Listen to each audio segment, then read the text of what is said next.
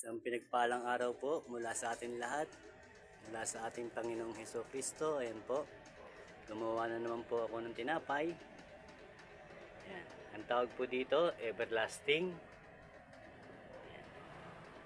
Ito po, tinatawag namin ube, kaya lang tawag namin dyan ay pandayuhang ube. Ayan po.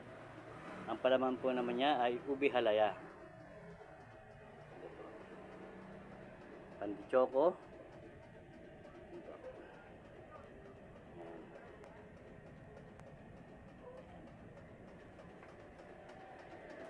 Ang aming pandikoko, luto na.